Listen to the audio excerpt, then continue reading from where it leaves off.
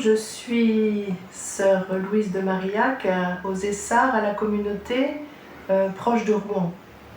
Alors ensemble aujourd'hui nous allons méditer sur le passage de l'évangile dans Saint Luc où Jésus chasse les vendeurs du temple et il déclare « Il est écrit, ma maison sera une maison de prière.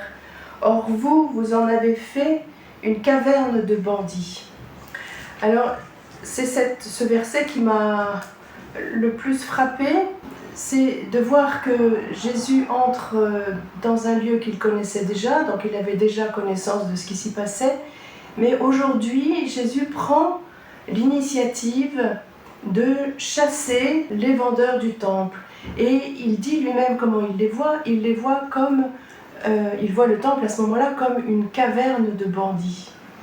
Et Jésus ne peut pas supporter que sa maison, ce temple qui en fait nous sommes le temple de Dieu, chacun et tous ensemble, et il ne supporte pas que nous devenions des cavernes de bandits. C'est-à-dire, les bandits, ce sont ceux qui sont hors la loi, hors de la loi d'amour, hors de la vie, hors de ce qui porte la parole de Dieu, la joie de Dieu, tout ce qui finalement nous dévie de la loi d'amour et qui nous rend tristes, qui nous rend dépendants finalement du mal, alors que le Seigneur veut vraiment nous laisser libres et nous faire goûter la joie du ciel. Alors, je crois qu'aujourd'hui, on peut peut-être réfléchir et aussi nous exposer au Seigneur pour qu'il puisse nous libérer de ce qui nous entrave si bien dans notre relation à lui, dans notre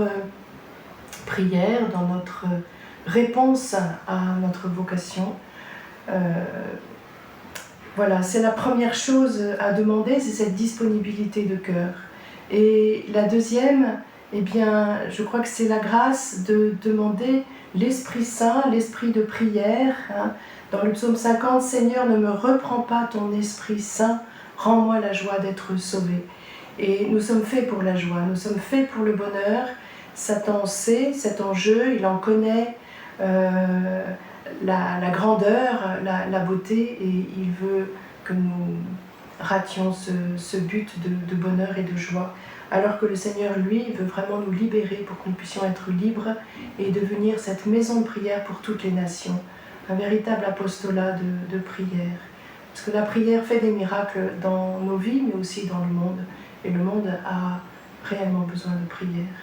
Alors aujourd'hui, peut-être préparons-nous d'une manière plus particulière à nous laisser réconcilier avec le Seigneur et demandons aussi au Saint-Esprit d'habiter nos cœurs pour que nous soyons une louange agréable à Dieu.